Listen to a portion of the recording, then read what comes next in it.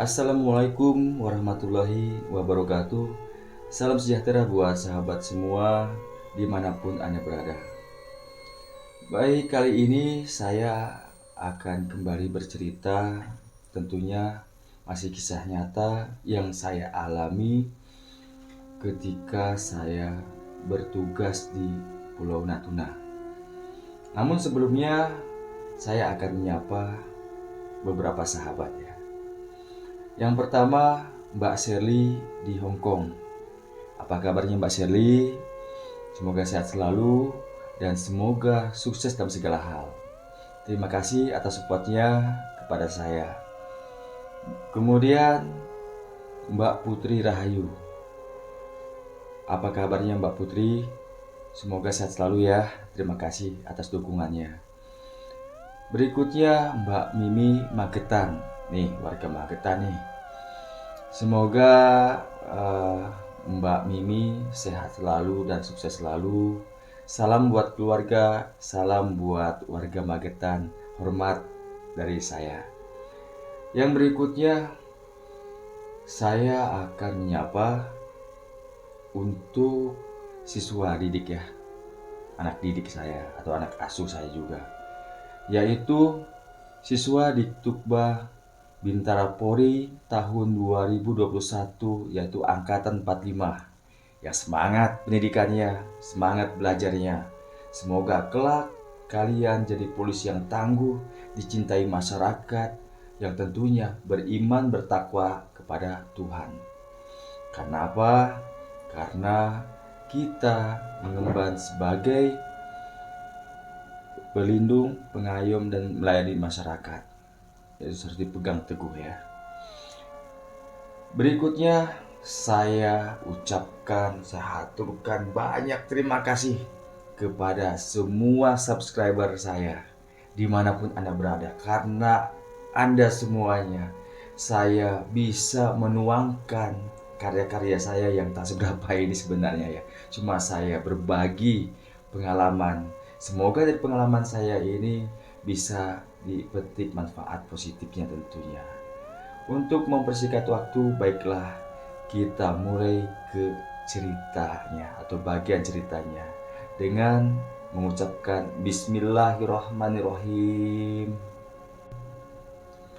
Baik, kali ini saya akan bercerita tentang pengalaman saya masih di seputaran Pulau Natuna. Jadi begini teman-teman, malam itu saya pergi ke daerah Tanjung. Kebetulan abang saya membuka kedai atau warung di daerah Tanjung, di pantainya. Dan kedai itu dibuka hanya pada sore hari hingga malam. Ya, seperti warung-warung karaoke atau bisa ngopi, nah, seperti itu. Jadi malam itu saya menggantikan abang angkat saya karena kebetulan malam itu beliau sedang tidak enak badan. Jadi beliau tidak bisa menjaga warungnya. Dan untuk tutup juga sangat sayang ya, karena ya di situ juga salah satu mata pencarian. Dan saya memutuskan berangkat pada hari itu ya, sore itu sekitar jam 4 sore atau lepas sholat asar. Saya berangkat sendiri menggunakan sepeda motor. Memang lumayan jauh ya, mungkin atau perkiraan sekitar 20 atau 30 km dari Ranei itu. Namun pada saat itu jalannya masih udah aspal, tapi jalan itu sangat sempit. Paling sekitar 2,5 meter atau 3 meter lah lebarnya. Mungkin dengan bahu jalan sekitar 3,5 meter.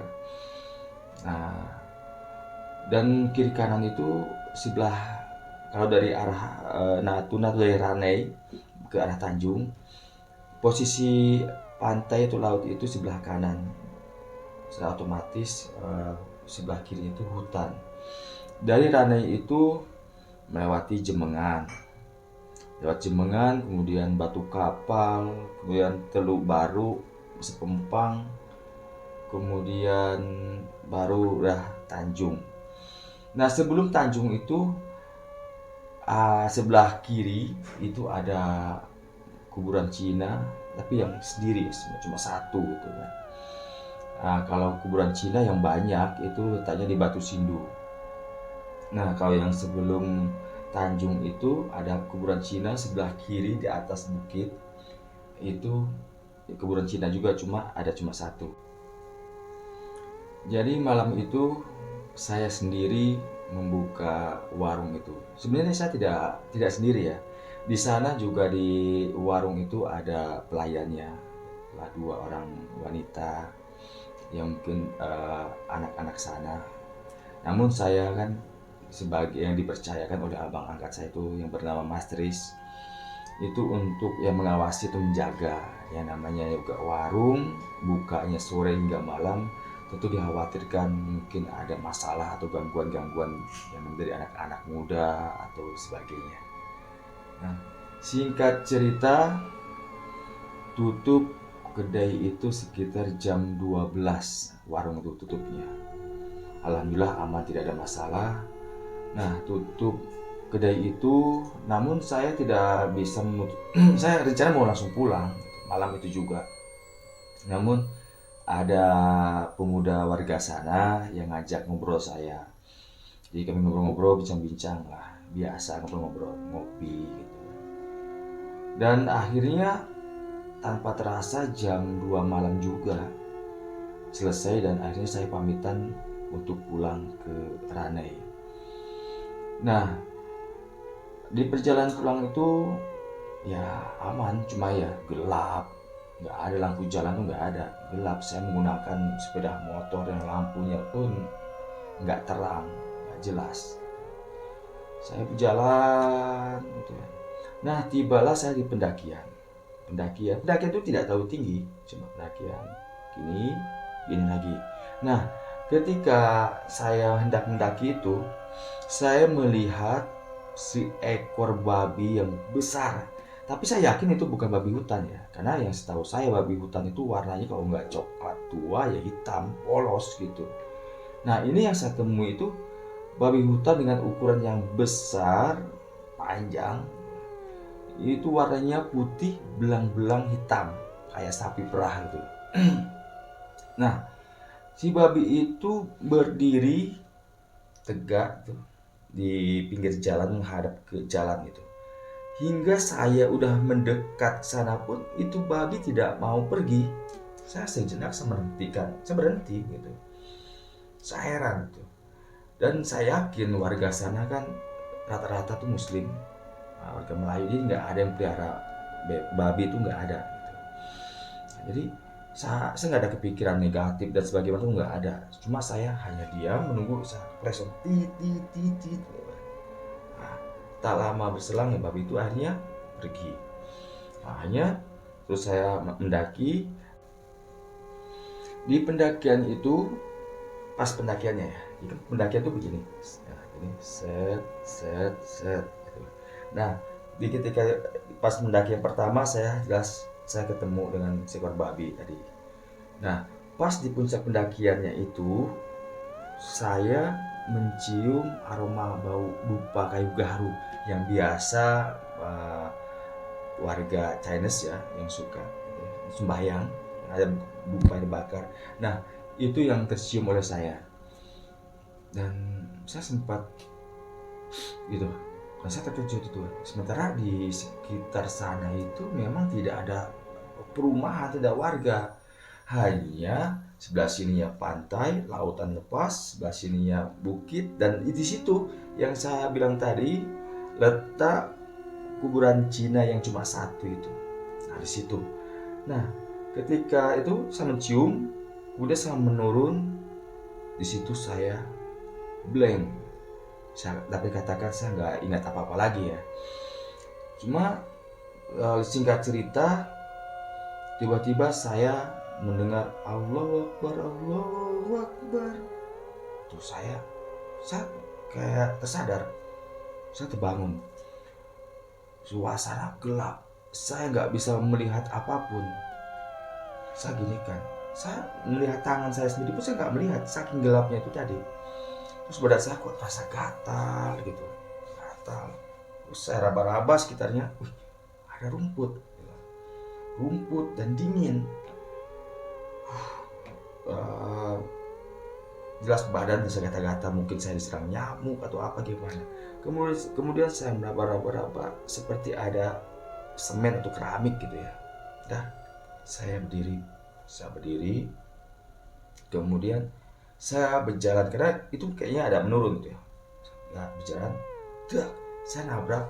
Ya ternyata sebelah motor saya, sebelah motor saya itu terparkir gelap. Nah, karena saya sudah bisa menyentuh sebelah motor itu kan saya bisa memperkirakan mana stang, mana kunci kontak itu. Nah, saya langsung memutuskan menaiki sepeda motor itu dan kemudian saya hidupkan kontaknya. Kemudian saya starter. Begitu, ini teman-teman, di situ yang saya merasa terkejut ya. Begitu saya starter, sepeda motor tuh hidup, menyala ya, lampunya tuh langsung menyorot tepat di kuburan Cina itu yang satu itu. Dan saya baru menyadari sepeda motor itu terparkir sengaja dan standar. Dan sandal saya itu tersusun. Kan gini, ini misalkan kuburan Cina ya, kuburannya itu. Kalau kuburan Cina kan besar itu. Dan di sini kayak ada semennya. Nah, ibaratnya tuh sandal saya itu berada di sini rapi. Jadi logikanya saya berpikir berarti dengan sengaja saya itu memarkirkan sepeda motor dan saya meletakkan sandal di depan makam Cina itu, kemudian saya turun berbaring, saya tidur di situ. Nah, saya pada saat itu ya sudah pastikan, mungkin teman-teman bisa membayangkan gimana saat itu.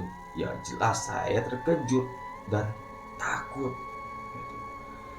Saya kemudian tanpa ngambil sandal saya berusaha untuk pergi, dan juga pasti itu tidak mudah karena posisi kuburan Cina itu di atas dan jalan itu di bawah. Dan saya juga nggak tahu bagaimana caranya pada saat mungkin malam itu kok bisa saya tuh naik ke makam Cina itu dengan motor. Kalau sepeda motor itu parkir di tepi jalan dan saya jalan kaki ke atas itu masih mungkin ya. Tetapi ini dengan sepeda motor saya dan di situ bukit, teksturnya itu tidak mungkin bisa dilalui dengan sepeda motor, apalagi mendaki. Untuk turun aja sulit, apalagi ketika mendaki. Dan pada saat itu saya hanya istighfar, astagfirullahaladzim. Dan saya berusaha untuk menurunkan sepeda motor dan beberapa kali saya terjatuh gitu kan. Nah, singkat cerita saya akhirnya ke jalan. Nah, kemudian ya sudah pasti saya langsung kabur saya jalan sepanjang jalan. Saya nggak mengerti itu, nggak bisa saya memikirkan dan nggak sempat pada saat itu saya memikirkan kenapa pada saat itu saya kok bisa berada di kuburan Cina. Yang ada dalam pikiran saya itu saat itu saya harus cepat sampai ke rumah ya, selain paginya tuh saya harus apel pagi dan berdinas gitu. Jadi singkat cerita, saya akhirnya sampai ke rumah ya, di mana saya tinggal itu rumah abang angkat saya. Di situ saya belum bisa bicara. Pada saat itu pagi itu ya, sampai di rumah itu saya sekitar jam 5:30 pagi. Dan kakak angkat saya itu, istrinya abang angkat saya itu sudah bangun. Tuh saya, assalamualaikum. Assalamualaikum.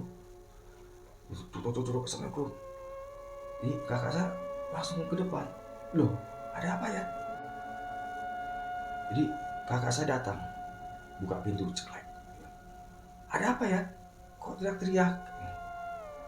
Saya nggak ngomong. Jadi kakak angkat saya itu masih berdiri depan pintu, saya sedang ngeloyor aja ke sampingnya, masuk ke dalam. Saya duduk di kursi, saya gini ya. Saya ini keringat. Nah, pagi-pagi dapat keringat, olahraga tidak ya kan. Nah, jadi kakak saya bingung. Langsung kakak saya mendekati saya. Kamu kenapa ya? Di situ saya baru istighfar lagi, astagfirullahaladzim. Singkat cerita, saya baru bisa bicara dan menceritakan apa yang saya alami. Terus kakak saya sempat bingung. Dia sempat marah. Masa iya ya? Sing tenan. Maksudnya gini, masa iya yang benar?